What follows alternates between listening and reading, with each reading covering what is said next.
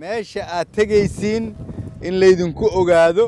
Dardaaran ayuu u jeediyey cutubyo ka tirsan ciidanka qalabka sida ee dowladda Soomaaliya oo qalabka iyo agabka aad u baahan tihiin laydin siiyo, kuwaasoo loo diyaariyey in Al-shabaab ay kula dagaalamaan gobollada dalka Soomaaliya. Kheyre wuxuu aad uga hadlay in dowladda Soomaaliya ay ku dadaalayso sidii xuquuqaadka ciidanka xoogga dalka ay u maareen lahayd. Wuxuu ciidamada ugu baaqay inay adkeystaan dowladda Soomaaliyana ay gaartay deegaano hor leh. waa ogtihiin ciidamadeena Sabiib jooga ama kuwa Bariire jooga ama kuwa meelo kale aan geynay, dhaqankeena shaqo inuu isbedelayo waa ogtihiin Soomaa hadda. dhaqankeena shaqo inuu isbedelayo, cadowgu inay dareemeen Sooma ogidina. waxaan rabaa oo aan maanta idinkugu imid inaan idin sheego inaan ogahay shaqada aad ka shaqaynaysaan, naftiinna aad soo hurteen, cadowga aad la dagaalamaysaan. waxaan idinkugu bishaaraynayaa laakiin inay hadda joogto dawlad diyaar u ah xuquuqdiinna inay joogtayso, laakiin xuquuqda askari walba si loo joogteeyo sidii aan hore u iri haddana aan ku soo celinayo, askari walba waa inuu diiwaan gashan yahay, nambar leeyahay, meeshii lagu og yahay uu ka shaqeeyo si loo kala duwo kuwa shaqeeya iyo kuwa aan shaqayn. Ciidamada dowladda Soomaaliya ayaa dhawaan la wareegay deegaanada Sabiib iyo Bariire, balse Al-shabaab waxay weli maamulaan degmooyin iyo deegaano ka tirsan gobollada dalka Soomaaliya.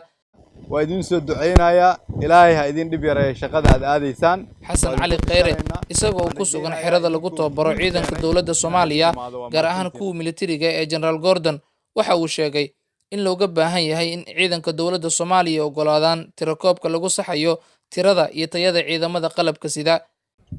mustaqbalka hortiina eega idinkoo xuquuqdiinu sugan tahay, laakiin sharaftii iyo karaamadii calanka halkaas aad ku sidataan aad ku ilaalinaysaan dalkiina u soo hooyey ayaan rabaa haddii Ilaahay yiraahdo inaan idin imaado marka dambe. inta iska sokow waxaan leeyahay waxaad dalka u haysaan shaqo aniga iyo madaxweynuhu aanan u hayn, shaqan cid kale aanay u hayn, laakiin intiina gashan dharka lagu difaacayo dalka, inta kale waxaad uga duwan tihiin, waxaad soo hormariseen dhiiggiina. waxaan idinkugu hambaliyeynaynaa inaad sidaas yeesheen, laakiin waajib wuxuu naga saaran yahay xuquuqdiina inaan idin siino.